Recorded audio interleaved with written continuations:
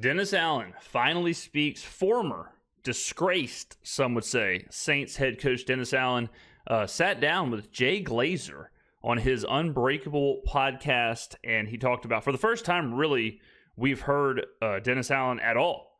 I mean, we've seen Dennis Allen, or we've seen quotes from Dennis Allen, but as far as like hearing from him, seeing him, he has completely vanished into the shadows after that horrific loss against the Carolina Panthers. Now, a little bit of context here. Jay Glazer's podcast is all about mental health. Jay Glazer is a champion for mental health. Kudos to him. Kudos for that, for sure. And the context for this podcast is it's being released during the week that a lot of NFL coaches get fired. So the context of this podcast is, how can a coach handle, or how will they feel while getting that kind of news? And Dennis Allen has done it twice, did it this year. So that's the context for this. It's not just a sit down, have a conversation. It is going to be driven in kind of how Allen felt, how he dealt with it, and some of the emotions that come along with being fired. I tried to figure out how to do this. I didn't know it was just a podcast. I thought it was like a video podcast thing.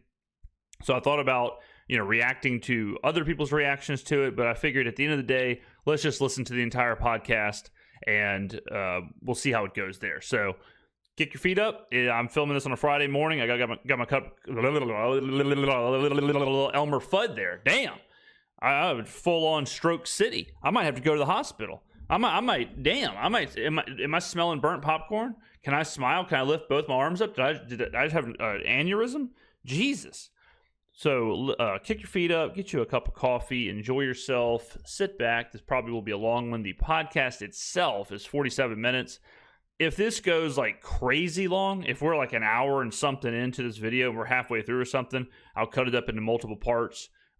So, all right, but enough of me. Let's go ahead and listen to Unbreakable with Jay Glazer featuring Dennis Allen. We're going to go through. Dennis lost his job this year with the New Orleans Saints midseason, and there is no, he and I were talking about, there's no guide, there's no, hey, this is what you go through, this is the emotions, this is kind of the trap you fall into, this is what happens to you. So I'm like, it's great that I have friends will come on to use their experiences to help others. So again, thank you for joining me. Yeah, absolutely, man. Excited about doing this. Are you really? Yeah.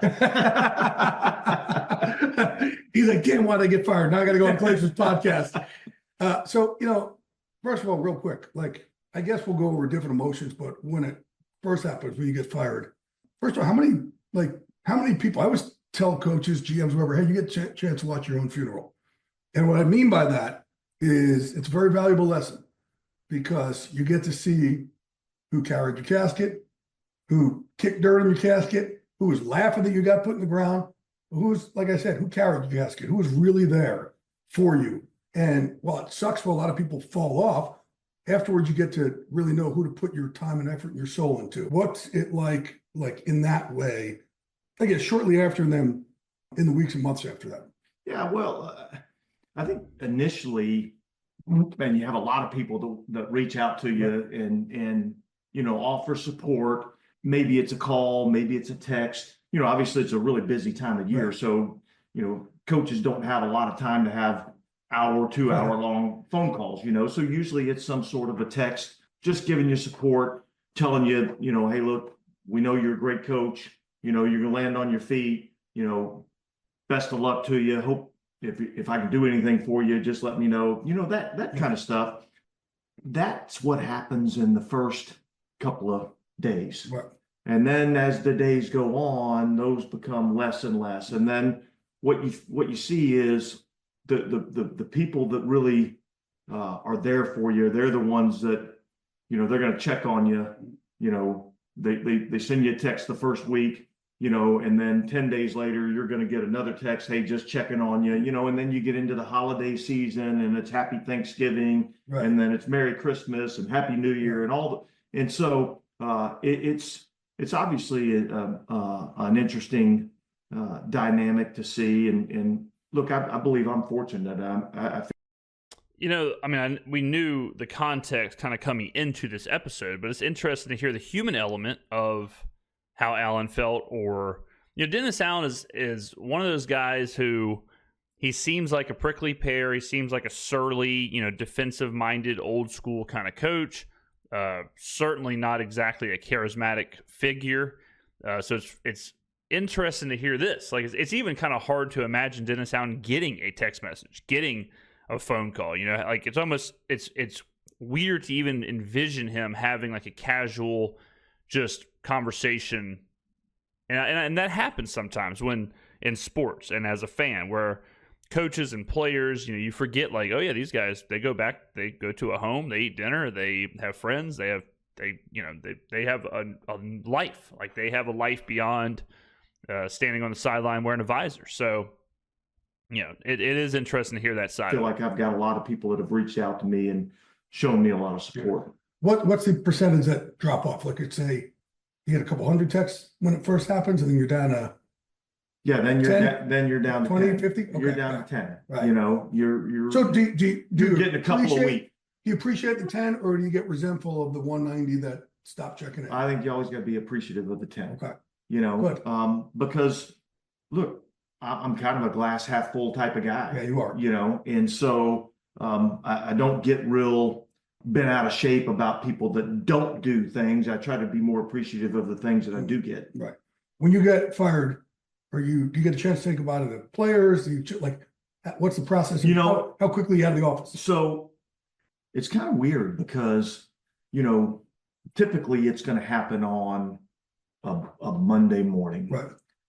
Maybe it's a Tuesday, depending on when it is. But like, for instance, in this instance, I was let go on Monday morning.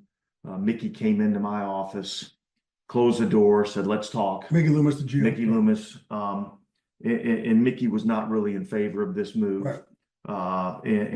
And we talked, and we had a really good conversation. So then he kind of said, "Well, let me, there's a couple of guys I want to talk to the coordinators, I want to talk to Darren Rizzi, who's, Right. he's going to have a couple." Was it you want to talk to him, or No, he he wanted to talk to them. And I said, look, I just, I want to be able to address the staff. I want to be able to talk to the staff. Right. And so I had a meeting usually we have the players come in at 11 o'clock, and I had a meeting at 10 o'clock with the coaches. And so this is a big quote. The whole, like, Mickey wasn't in favor of the move. I'm not sure why it's a big quote. We knew this when it happened. We knew immediately when Allen was fired. Loomis, whether it was on WWL or wherever he said it, but he basically said, like, my hand was kind of forced. And then the report came out that Gayle basically made the call of, like, look, this is not good enough. This is embarrassing. This is getting out of hand. Something has to happen here. Not surprised at all. And you also had to kind of wonder, I'm not saying that this for sure, but you do have to wonder, like, is Mickey is it kind of a lip service thing where he's got to give a very difficult news to someone? I would not be surprised at all if Mickey, I'm not going to say a lie, but if Mickey was just like, man, I didn't even, hey, look, I didn't even want to do this. Okay. It wasn't even my call, but I am the one telling you this. So that makes that conversation a little easier. Again, whether Mickey really felt that way or whatever, but I wouldn't.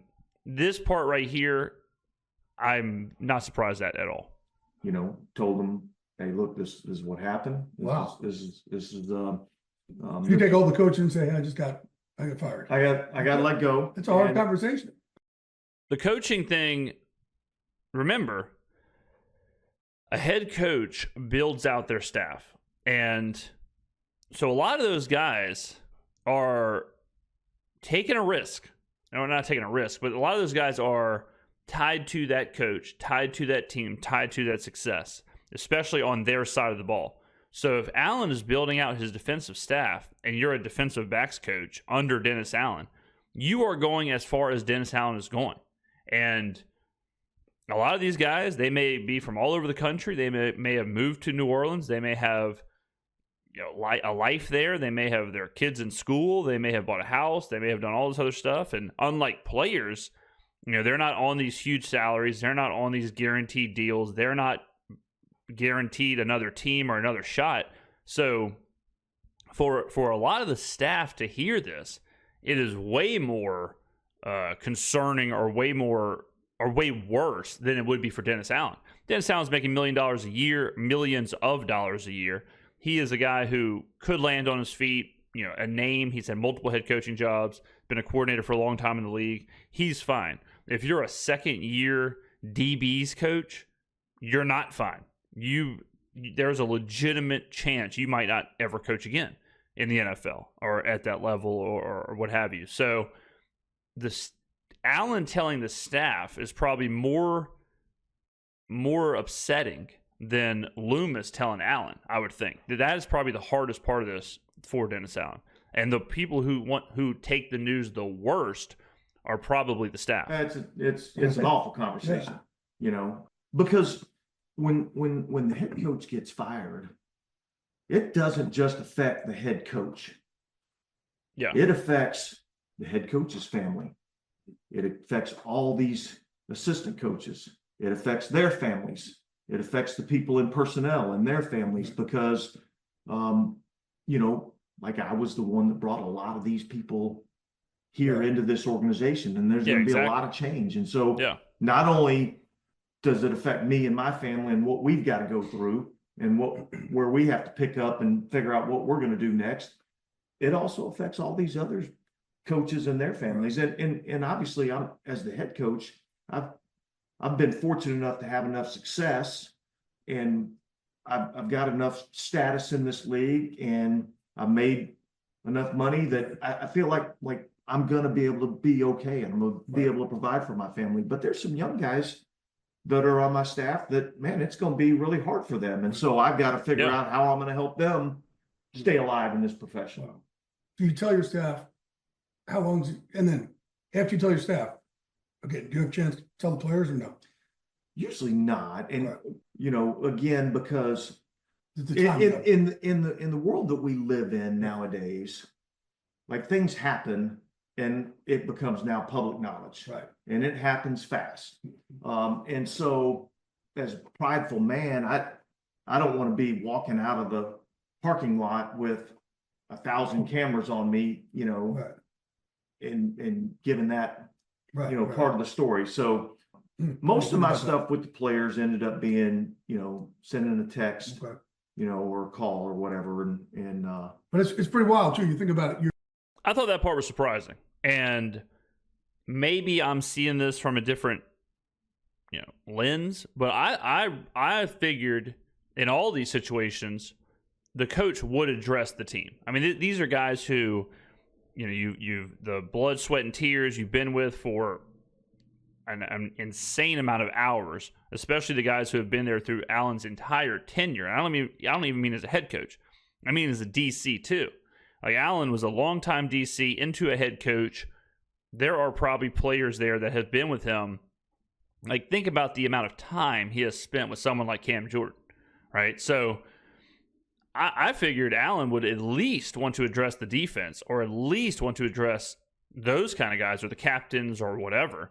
But the fact that he just basically tucked his tail, escaped out of the back door so that there wouldn't be cameras or any of that stuff, and then fired off a few text messages was kind of insane, like kind of crazy.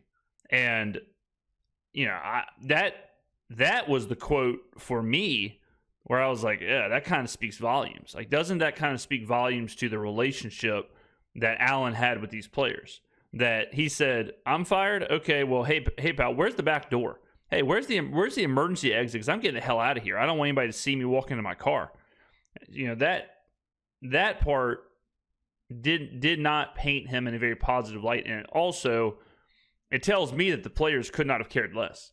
Like, it tells me that if the writing was on the wall that he said, hey, do I need to talk to the players? Nah, those guys hate me. Or nah, they could, that's what it tells me. That the players would have been indifferent to the conversation, so the conversation didn't happen. You were in New Orleans for a total of 15 years, right? 15. You're fired and you're just gone. It's like, again, you guys say next man up for players. It's the same thing with what happens when a coach gets removed too, and it's just the players they just never see again. Yeah. You've been with these guys for a long. I mean, how long were you with Cam Jordan for? Damn, I'm on fire. I mean, I'm on a whole different level here. I'm 15 minutes ahead of the podcast. So Much of his career. most All of sudden it, gone, right? Yeah. You don't see him again. Since 2015, I was with Cam. So what's that? 9 years? Right. You Right. know? So I'm saying, and then all of a sudden one day you just don't It's see him done. again. It's done. Yeah. That's tough. Yeah. It's Right. hard. It's But it sounds like that part I'm confused with, and maybe they'll expand on it. It sounds like Allen made that call. It sounds like he said, like, well, I don't want the publicity. I don't want to take the chance, so I'm just going to get on out of here. It doesn't sound like Mickey said, hey, man, why don't you just go ahead and slip out of the back door? And Allen was like fighting to talk to the players. So unless I'm mishearing, this sounds like Allen made that decision. And yeah, it seems like kind of a weird call. hard. Because you go through so much together, you know, in the profession that we're in. It's a great profession, but it's a difficult business to be Right. in. And you know, here's the thing for the players that's really difficult is they see it a lot more than we do as coaches. Because when you really think about it, when you go through training camp, we fire or cut, Right. you know, 30, 40 Right. people in training camp. Right. And A lot of so their friends each year. each year, Yeah. and they just got to show up back out of practice the next day, and here we go. Right. You know, and so, man, it's kind of an interesting, tough dynamic. Yeah. Do you almost prepare, because you've been around it and your dad played in the NFL, you've been around it.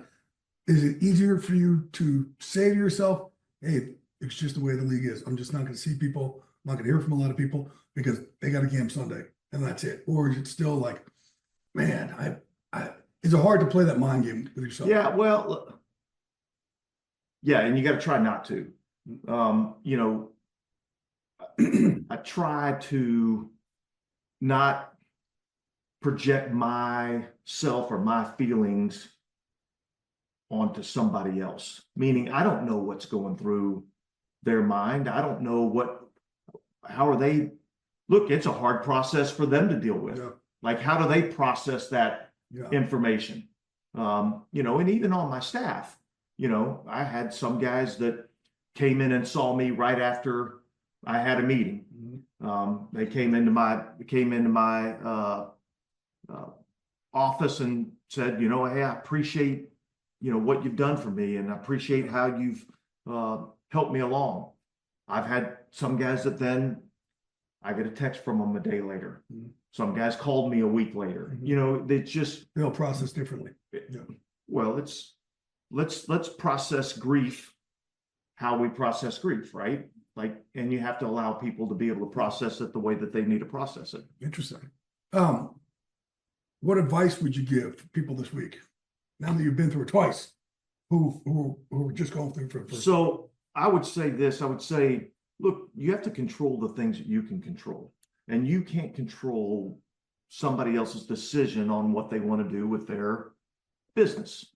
And so, look, you wake up as a head coach every day, or as a coach every day, and you have one of your purposes is to help people get better, right?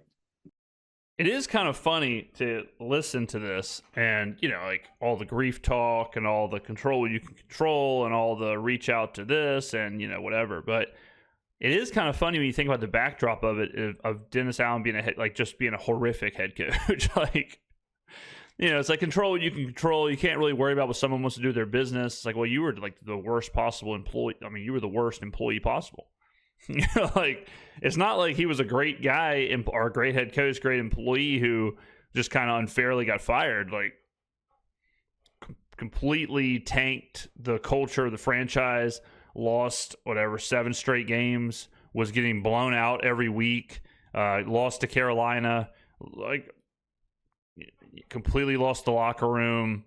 Like that, when you remember those parts of it, it's like, oh man, you know, there can only be so much grief, and you did not control those controllables. You certainly didn't control the things that would have been beneficial to you keeping your job. Well, so how do I fulfill that purpose? I pour that out into my family. You know, so I spent the last, 2 months, Right. really trying to pour into my family, because as a coach, you miss a lot. Yeah. Like, you know, you miss Thanksgiving, you miss Christmas, Right. those things with your family. I mean, a lot of times those are like, you go into work half a day and then you get half of that day. Whereas, a lot of people in this world get to experience those things. So you just pour into your family. Like I've done a couple of, kind of vacation things to get away. I went and saw my daughter swim in Cleveland. I went and saw my son swim in Charlotte, things that I don't normally get an opportunity to do. So appreciate that. Appreciate that. Because that's the only time you're ever going to do it. Really, when you're fired, there's no other time that you're going to be able to do this if you're a coach in the NFL. No, if you're personnel, anything. That's right. And so again, it's a tough situation. Nobody likes it. I mean, it hurts, right? But you can sit there and dwell on the negatives, or you can take a bad situation and try to turn it into a positive. And so I try to, pour that into my family and get to spend some family time that, look, unfortunately in our league, you hope that you don't really get a chance to do that a lot. Right. A lot of times when things will happen with me, it's easy to say, man, you're angry when it happens. One of the things I'm trying to do with to help myself is take away the resentment toward whatever else happened and just like, oh, what was my culpability? What was this? Now, a lot of times it could have been their full 100%, but I still, if I live in that way and just have blame and resentment toward that person, I'm never going to get through it. You know what I mean? What did you do here between the ears? Like I say, I play that little game with myself. I mean, look, I'm not going to sugarcoat this. Allen was 100% culpable. He was a horrible head coach.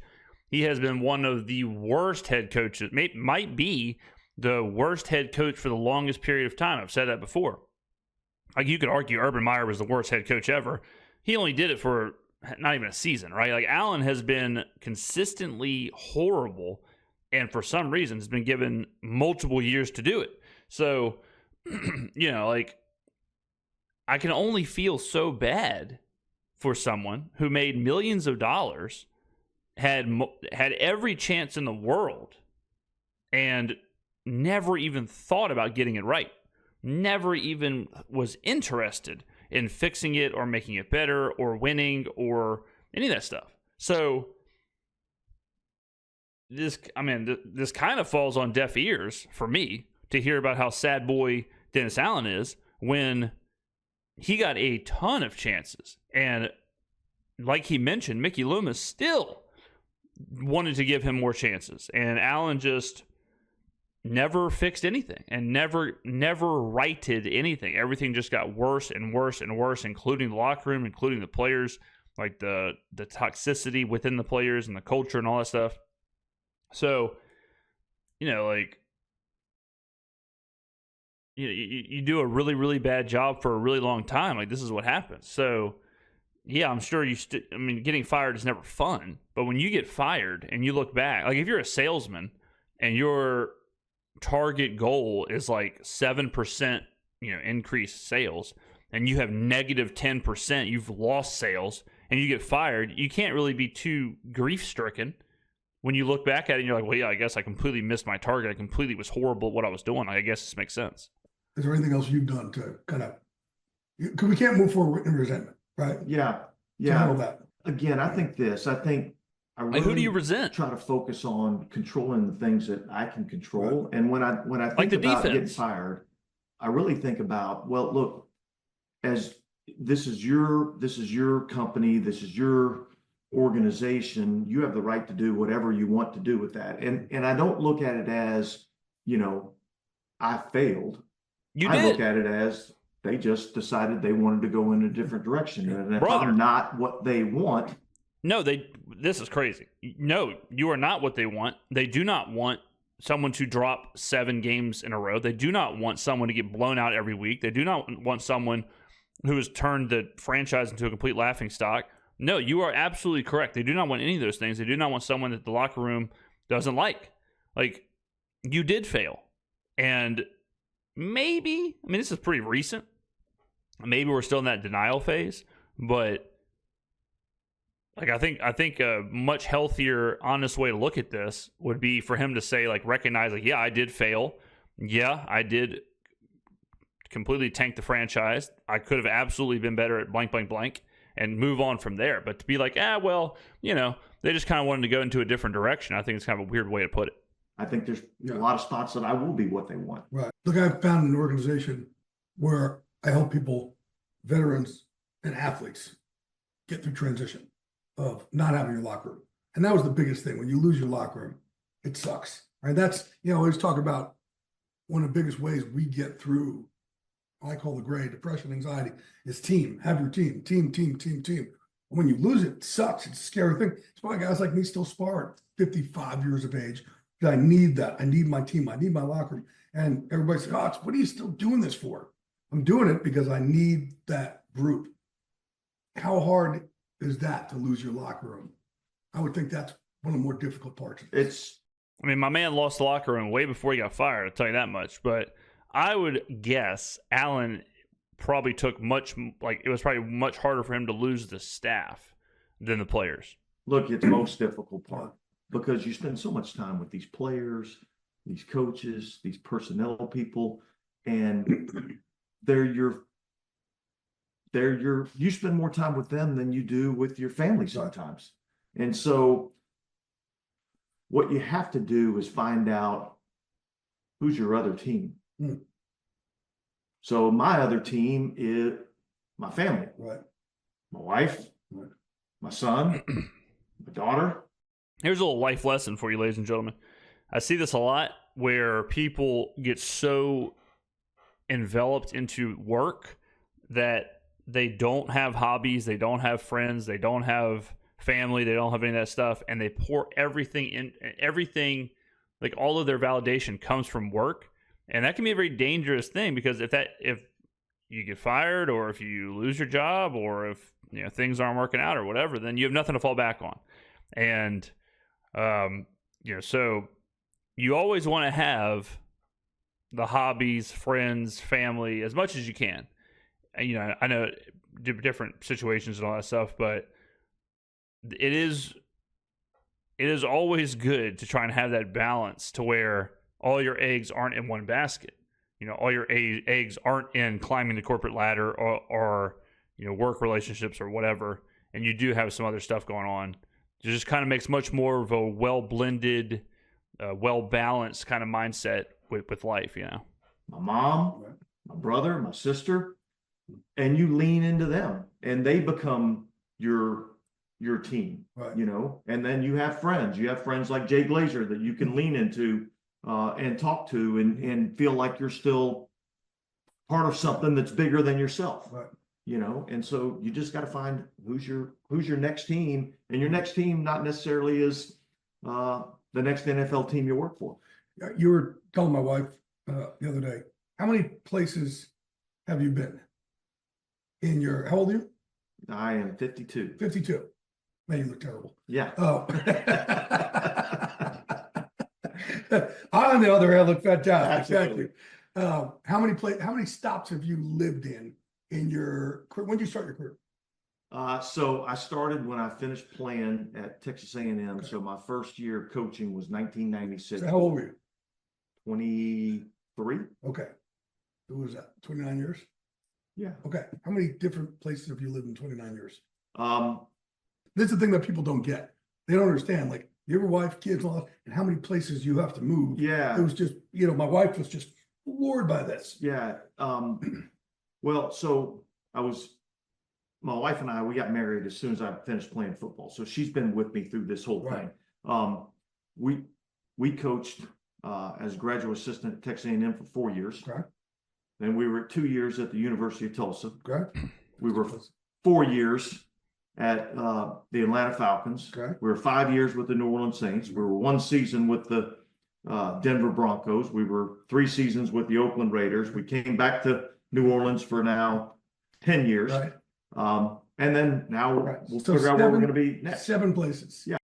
There's always, and I mean, like, this certainly is not the only job where that happens. I have friends who are traveling nurses who, they move a different place every 2 years. And there's a lot of jobs that do that. And I mean, obviously, like in the NFL and whether it's a coach or a player, like obviously that's a thing. But it is crazy to hear about that kind of stuff. Like, I've been pretty fortunate to live in just a couple of places, but I couldn't imagine being like, all right, I'm going to go live in Tulsa for 4 years. Now I'm going to go live in, Texas A&M for 3 years. Now I'm going to live in this place for 5 years. Like that would blow my mind. On one hand, it would be kind of fun, especially when you're younger, to go try places, see things, but to never have roots, to never have somewhere to call home, to never have for such an extended period of time, for him for 30 years, to always move something, like the longest stop I think he said was 5 years. So that would be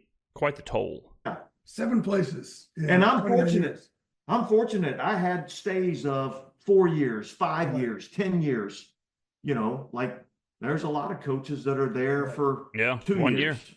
3 years, and then they're moving on. And their kids can never get friends because they got to bounce around. Absolutely. Like an Army brat. Right? Absolutely. Yeah. It's Yeah, that's the hard part, I think, is the family thing. Like, it would be no problem just if you're young, you and a wife, or you by yourself or whatever, but moving your kids around like that, like at that point, you almost decide, like, look, where is home base? Keep them somewhere, and then I'll do the moving around. But, to uproot them, like that has to be brutal. very similar, Like I look at it like I'm fortunate that I've been able to spend 15 years in one spot. Right. Yeah. Not many people in our profession get to do that. So it's there's a lot of picking up and moving, and so you got to have a strong family dynamic to get through it. Over time, you still look, being with the Saints for that last 10 years, that's a long period.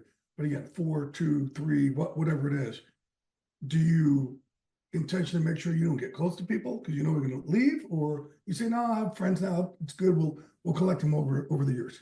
Well, no, I think you got to be where your feet are at that moment, and you got to try to, invest everything you possibly can into that situation for the amount of time that you're there, and then when it becomes time to move on, then you move on. And here's the cool thing. Like I was talking to my wife about this, because again, like I said, this doesn't just affect me. Right.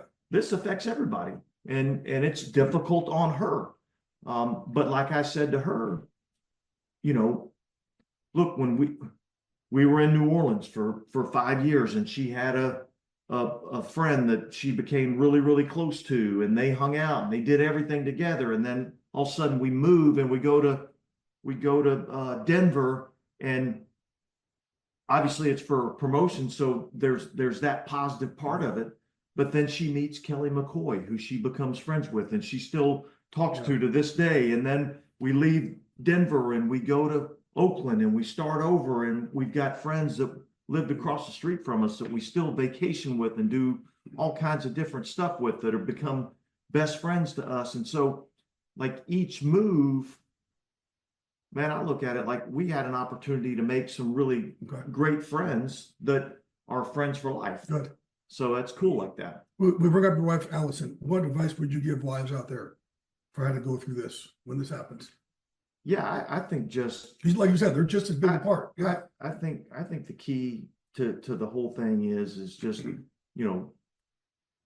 enjoy and appreciate the things that you have or had, and try to think about it from the positive aspect, and don't dwell so much on, well, this happened and why did this happen and how come, and I don't really try to figure out the whys, and I encourage her not to really figure out the whys, because we don't know the whys, because it wasn't our decision, and we weren't in control of it. So, well, we do know the whys. The whys were losing streaks. They were horrible performances. They were blown games. They were mismanaged games. They were bad timeouts. They were, we absolutely know the whys. We don't have to call Sherlock Holmes. Like we got the whys pretty much figured out. I would encourage all the wives to really just try to enjoy the time that you have with your family, and have your family all together, and not worry about the negative aspect of it and what you lost. Yeah, because I think there's an interesting dynamic, because the wives are usually angrier than the husbands. Right. But at the same time, right? No question. Because they're protectors. But at the same time, when they're angry, you're like, let's pull it off, because then I don't want to be angry. Right? I don't want to live in that. So they're protecting you. At the same time, you're like, hey, we need more positivity, but it's hard for them to be positive because they're protecting you. Yeah. And I would say that, hey, we need more positivity. Brother, you just got dog walked by the Buccaneers. The Broncos just embarrassed you. Like, what do you mean we need more positivity? Did you not watch the game? We need positivity. My man, it was 52-17. Positivity. You got the 30th ranked DVOA defense. What do you mean positivity? that's a struggle for me Right. individually. And I would assume, I probably can't speak for other people, but just I would assume that that's probably something that all coaches kind of go through. Right. Because we're so used to, we don't need help. Mm. Yeah. We can handle it. Right. We can deal with it. Right. And so, and like I said, everybody grieves differently, right? And so you have to allow people to grieve in their way. And I think, look, it's obviously, a challenge for me, and I have to work on that with her. Yeah. The head coaching job is interesting. And I go and talk to teams a lot now, and I tell all the players, listen, leaders and coaches, leaders take care of everybody else. But who takes care of the leaders? Who's there for them? They got to take out all your stuff, all your grief. Every time there's a tragedy, every time there's an issue, whatever it is, it all comes across your desk. And you trained to be a football coach. You didn't go to school for psychology or psychiatry or a trauma expert. But that is something that, that is every walk of life. Like, this is not unique to being a football coach. If you are a manager, even at a low level, even if you only have 1 or 2 or 3 or 4 direct reports for a middle-sized company, you are going to have to manage loss, grief, trauma, unexpected situations. You have to manage all of that. You have to manage positives. You have to manage negatives. So no one is trained in that. No one is trained in how to deal with that kind of stuff. I mean, there are plenty of cases that I know personally, whether me or my friends who, people that I talk to on a regular basis who are managers of people, and certainly in different fields, and they've all dealt with that. So that's what makes a good head coach. That's what makes a good boss. That's what makes a good leader. That's what makes a good friend, really. Like, you don't even have to be managing somebody, but just being friends with people. If you have 10 friends, more than likely you are going to have to deal with trauma. You're going to have to deal with loss. You're going to have to deal with grief, and you're going to have to deal with how to be a good friend or a good person or someone there for them. There isn't training for that kind of stuff most of the time. I mean, there is, but most people don't have the training. That is what makes a good coach.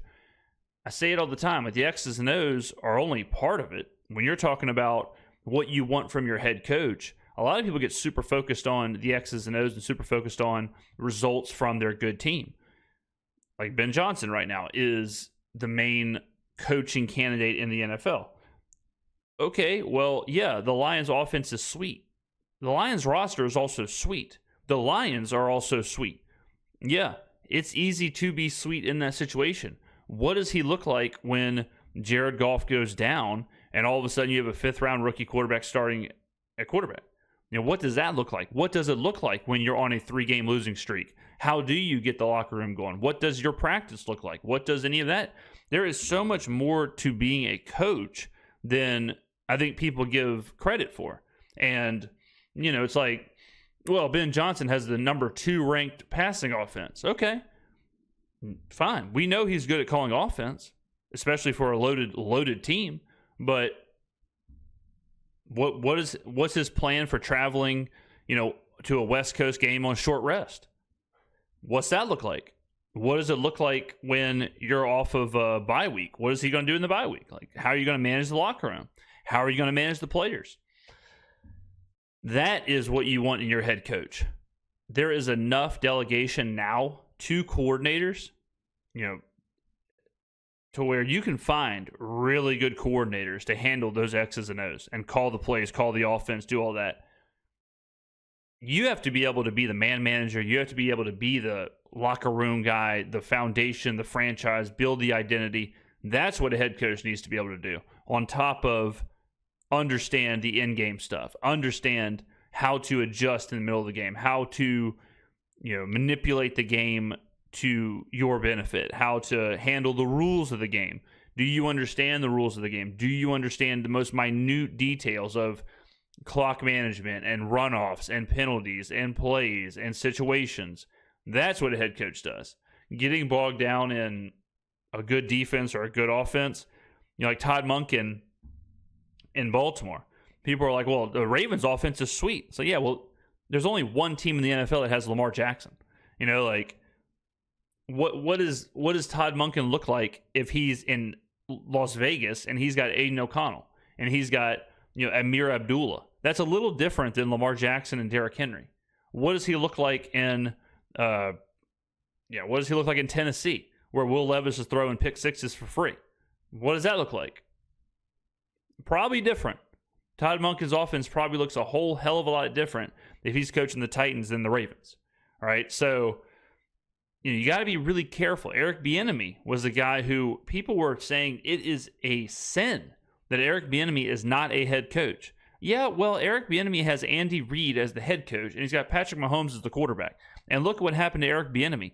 He has failed at every single stop he has been at since leaving them.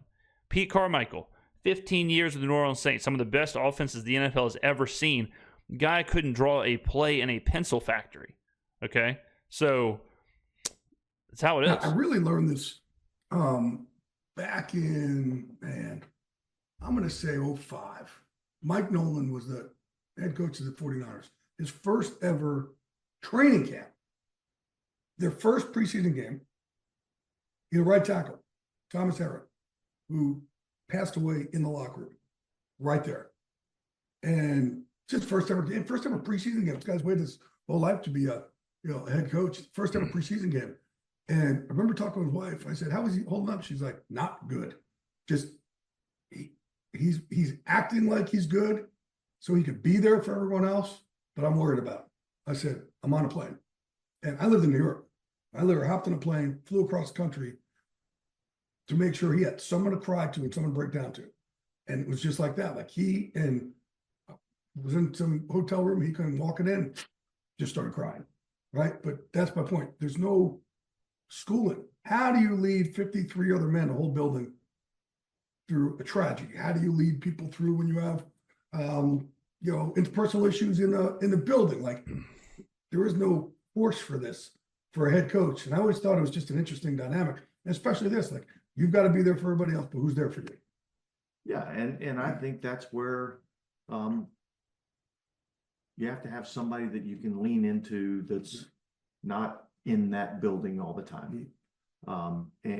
So it has to be your. I wish like every time a tragedy happened or a trauma happened, you could like push a button and Jay Glazer's just at your doorstep and it's just time to cry. You see Jay Glazer bust in there, time to cry, time to break down. Escape. It has to be your way to get away. For me, that's my family, Right.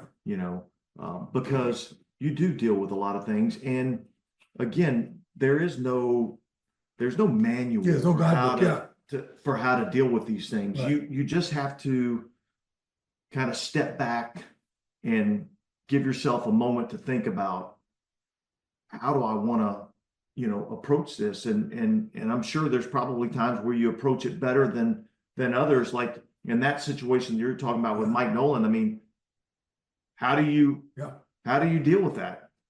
But what you have to do is somebody has to stand up and be out front and be a sense of calmness and a sense of security that everything's going to be okay, even though inside it may not be. And so, because when you get in those situations, there's so many crazy thoughts that are going through everybody's head, and you have no idea what's going through everybody's head, because again, people handle things differently, right? And so what you have to be is you have to be the guy that's out front, that's going to give everybody a sense of calmness. But there's no guidebook to tell you that. No, You just had to figure it out on the fly. correct. Right. And it's just And each situation is different, right. right? I mean, like, how do you handle these things? Right. And there's all sorts of stuff that comes across your desk. Like you got to deal with baby mama drama. You got to deal, right? Yeah. You got to deal with Yeah. agents, but you got to deal with players all of a sudden. Like, man, one day, and look, I think the world is a I'm gonna say it's a little crazier now than ever before because of social media. So now there's all this pressure that guys didn't have way back in the day when you started and I started, and they're worried about what people are thinking, and they're, getting crushed on just Twitter nonstop. And these are sensitive cats. It's funny, my fight team and I, my old teammates and I, like me, Randy Couture, Marker, and Alex Carolexis got together recently, and we were joking around saying, that old sticks and stones may break my bones, words will never hurt me. We're the opposite. Sticks and stones do not break our bones, but man, words hurt the shit out of us. You deal with some sensitive ass people. We're sensitive, man. Yeah. And you've got to deal with all that again while you're. I don't know if this is a thing. I'm sure it is, but kind of like how I talk about like analytics and how teams should have a staff of people handling that, like in-game stuff, analytics, data, all that. You would think like each team would have a therapist or mental health professionals on staff, like very readily available for players. Like, hey, if you need this, this is right here. And I know players can do it on their own, but a lot of the times, like, they're not going to. A lot of the times, like, a player is not going to go find a therapist or any of that stuff. So it almost seems like a team should have those. I mean, I know they have medical staff right there ready to roll. It's not up to the players to go down the street to the hospital or a specialist. Like, they have it on staff. Nutritionists, same thing. So, and maybe they do, but it would make sense that every team would have like a pretty hardy staff of sports psychologists and all that, just ready, just there, like forced to do. Like, hey, Tuesdays, everyone goes to whatever, and they have their 30-minute session or hour session. You think that would be pretty beneficial for players Trying to put together a game and coaches. Plan for everybody else. Is the head coach's job more about that or more about the game plan? Oh, it's definitely more about managing people. Because, and again, there's so much more that goes into it than just football. In the world that we live in with social media and everything that every person does in the National Football League is lived out in the public eye. And so you're constantly having to deal with what other people's thoughts and opinions are about you. Right. And so, again, I think that's where you just got to be able to talk to your players and get them to understand, look, again, control the controllables, control the things that you. I mean, that part is like what I was saying earlier. Some coaches just don't do that. Like some coaches, they are good at disguising a blitz. They are horrible at, hey, we're traveling to blank city, early flight, short schedule. What do we do? Like they don't. I don't know. Hey, they can absolutely call different coverages, but hey, blank player, tore his ACL. You need to go talk to him. It's like I don't know how to do that.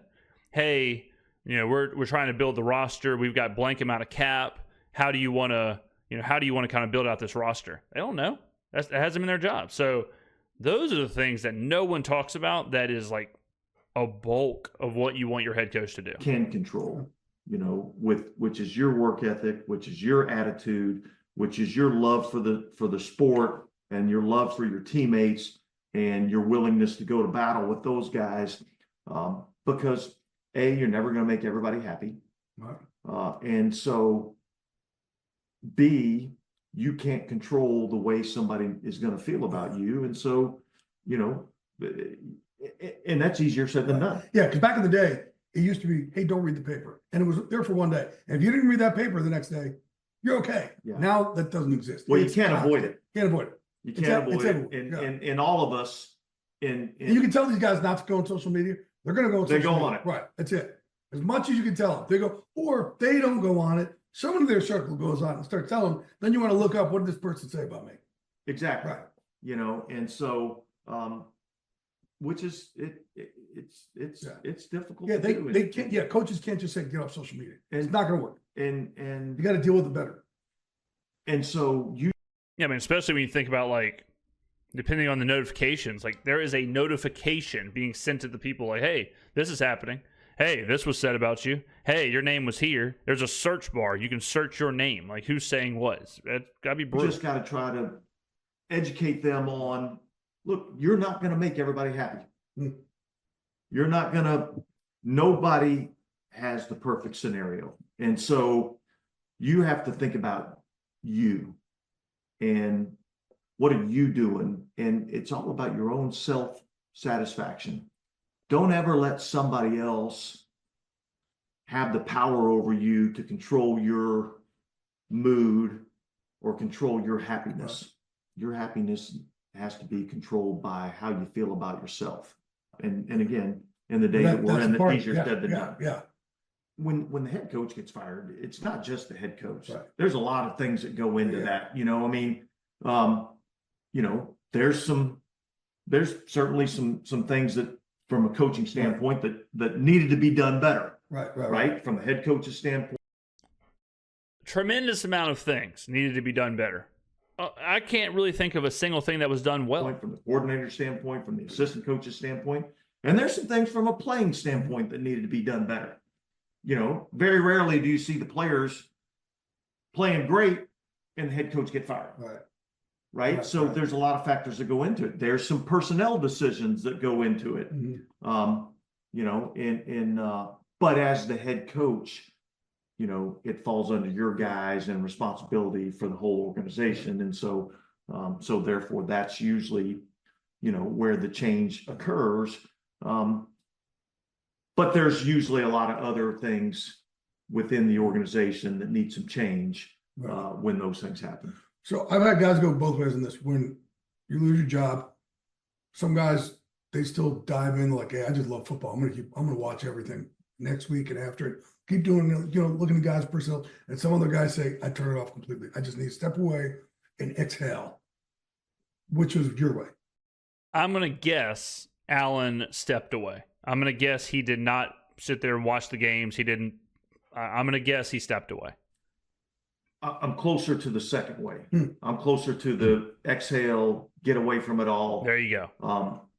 You know, look, it's part of, it's not who I am, but it's part of what I am. Right. And it's been that way for a long time. I mean, I started playing tackle football in the second grade. Right. So it's always been a part of my life. And so it's hard to just totally eliminate it. But like I said, I want to choose that time to do things with my family that I don't have a chance to do. And so that's because I'm not going to forget football in 2 months. Right. Good point. I'm still going to know how to coach football. And I know that I'll have other opportunities. Sure. I don't know what those opportunities are going to be. But I know I'm going to have other opportunities. And so I'm going to try to get away from it. I'm going to try to relax a little bit because, you know, you get into the season and it's a grind. 20-hour days, you know, 7 days a week you're working, you know, and so recharge the battery a little bit, put your energy into other areas that you probably have been lacking in a little bit. I mean, I get back into working out, you know, spend time with the family, take some vacations that you don't normally get to do. I do think in Allen's situation, like getting fired in the middle of the season, like, yeah, I mean, take a step back. Like you said, you're not going to forget the game in 2 months, and it's not really going to help you to sit there and try and break down what the team that just fired you is doing, or you know, like you're better off probably recharging and then getting after it in the off season if you want to chase another job. And Allen is in a situation where he's been doing it for long enough where he may, I mean, 52 years old, ton of money, good career. He may say, you know what? I like this traveling thing. I like going and watching my kids swim or whatever. Like, I might just ride off into the sunset. That's another conversation he'll have to have. And then wait till the end of the year and then figure out what you want to do. By the way, the working out part, because every coach's health suffers during the season. And they'll do like you. Hey, when I get some time off, I'm going to eat right. I'm going to, you know, I'm going to work out and all that stuff, which never makes sense to me because you have all these strength coaches in the building. You have people who work on your body. You have chefs in the building. And I'm always trying to convince my guys, like, I just don't have time. But man, if you made that 40 minutes a day, whatever it is, right? I know it's kind of hard because you just don't think, man, there's not enough hours in there to get your job done. But it is amazing to me after all the time. We all know what the pitfalls are and everyone's cholesterol goes through the ceiling. Everyone's blood pressure goes through the ceiling. It's toxic to your body. I wish we can get coaches to put that time aside. There's not a lot of them to do. Like Some more advice is that if you're in a situation where you're not finding enough hours in the day and all that stuff, like I've always found the easiest way to fit in that kind of stuff, and I do think working out and like, you know, physical health is important, obviously, is do it first. Start the day with it. Start the day with 30 minutes, a 30-minute run, 30-minute workout, yoga, whatever. Start with that because that's when you're the most fresh. That's when you're the most, you know, like available. And most of the time, people waste the first hour-ish of their day anyways, scrolling on the phone, you know, watching TV, sitting around, like waking up, whatever. But if you just jump straight into something, then you at least check that box. And you also usually feel better for the rest of your day. I know, like, on shoot days, like when I'm in the studio for 12 straight hours, like the last thing I want to do after that is go work out.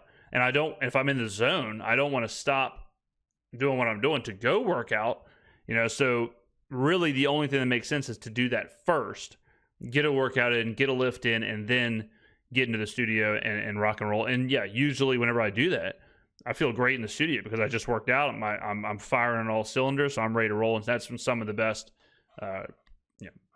quality work comes out. Like Sean McVay does. Yeah. Right? Matt LaFleur does. There's guys who, you know, Kevin O'Connell, they make sure they do that.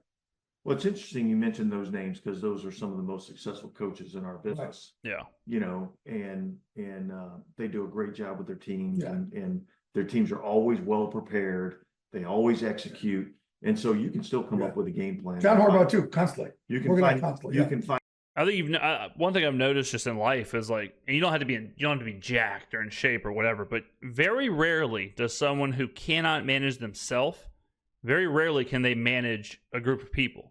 I remember when I worked at the newspaper a long time ago when I was a crime reporter, our like editor, our like big city, like the main boss man was, for lack of a better term, a complete slob.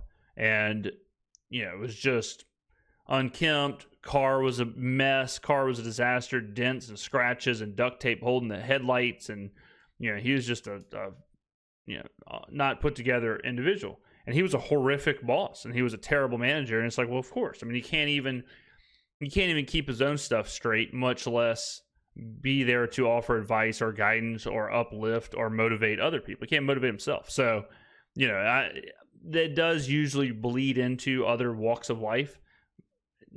Now, that's not always the case. Sometimes the mad geniuses of the world can kind of live and work and succeed in that chaos, and it works out, you know, but more likely than not, it's not the case. find time to do it. You know, I wasn't one of those guys, Yeah. but Most aren't. It's so rare. Here's what's interesting, right? So you think I'm going to get exercise, and that's going to be a way that I can alleviate stress, right? Which normally it is, It but creates more stress for me because you think you're because I think that I'm doing this, and this is what I should be or could be doing, right. you know, and so I'm always thinking about what I'm not doing as opposed to, You'll be better at what you're doing if you take this 40 minutes. correct. That's not how you're. Yeah, But I know. That's Yeah, not how, you know, a lot of Yeah. guys are wired that yeah. way. It really Well, is. hey, if you're Dennis, you might missing wanna out, try man, I got something else, 40 extra brother. minutes, I could be working on this game plan or watching this tape. And now, coaches, if you're hearing this, take the 40 minutes. Take the 40 minutes. Take the 40 minutes. Trust Go me. work out. You Trust know, me. that the film will still be there when you Right. get. It is crazy to hear Dennis Allen be like, I can't even take 40 minutes off because I'm breaking down this game tape. And then you watch the actual product and you're like, damn, bro, damn, you were pushing it that hard and still this was the result. Yeesh. Right. Man, I appreciate you joining us, dude. I really do. I'm proud of you. And I think you could help a lot of people with this because, like we said, as a head coach, there's no guidebook for when your players or somebody else has to go through something difficult. Well, there's no guidebook for you guys when something like this happens. So I'm glad you could be a guide for a lot of your brethren out there, man. Yeah, absolutely. Because there's a lot of us that go Yeah. through it. No doubt. Appreciate you, brother. Absolutely, man. Dennis Allen, Appreciate man, it. hey, we'll continue no matter what. DA knows he has teammates that are out there. You do too. There you go. So there it is. Good conversation. Yeah, I mean, like, what do you expect, right? Like, there's no Dennis Allen is not the head coach of the New Orleans Saints. He was fired. He failed spectacularly. We all know that. I think it's interesting to hear the human side of things. I mean, I think it's important to remember that. It would make, I'm not splitting the atom if I come on here and say Dennis Allen was not a good head coach for the Saints. We all agree with that. That is why he was fired. I'm not surprised that Mickey Loomis told Dennis Allen he didn't want to do it, because Mickey told us that. Mickey told us in interviews directly after, like, he didn't want to make the decision. And we heard directly after that Gayle Benson was the one who stepped in and made the call, which I also think is interesting because of how many people say that Gayle Benson should sell the team because they don't think that she understands what's going on or is involved or whatever. So they're kind of caught between a rock and a hard place there, where they're like, yeah, Gayle should sell the team. And then it's like, oh, well, Gayle actually stepped in and made the call, the correct call. So interesting spot there. But let me know in the comments what you thought about the interview. Interesting stuff. So I think mental health and all that is an important thing to talk about, and it's always important to hear that human side of things. It's very easy as a fan to demonize these people and make them out as the worst person to ever live, and people hate them or whatever. But at the end of the day, Dennis Allen's a 50-year-old guy who had a job, failed at the job, and got fired for it, and it is what it is, and he's a human being, and he's got on to the next one. So I know a lot of people harbor ill will, and a lot of people I've seen come out of this interview, a lot of people are like, yeah, man, F Dennis Allen, man, yeah, I hate that guy. And it's like, I don't think about him at all. Like, once you're out, I'm focused on Rizzy, I'm focused on the team, I'm focused on the future, I'm focused on the draft. I could care less about Pete Carmichael or Dennis Allen or even Sean Payton or anybody. Like, it doesn't matter to me. I even like ex-Saints that are playing on like Alex Anzalone with the Lions. Like, when I watch the Lions, I'm not like, come on, Alex, do it for, come on. It's like, who cares? He's off the team. He's not involved in that nucleus anymore. Like, do I root for the Bengals because of Trey Hendrickson? No. Like, I could, he's not a Saint. That it doesn't carry over for me. Just like I don't harbor any ill will towards Allen. He sucked when he was here. Not here anymore. It is what it is. So let me know in the comments below what you think. Thank you for watching, and I will see you in the next video.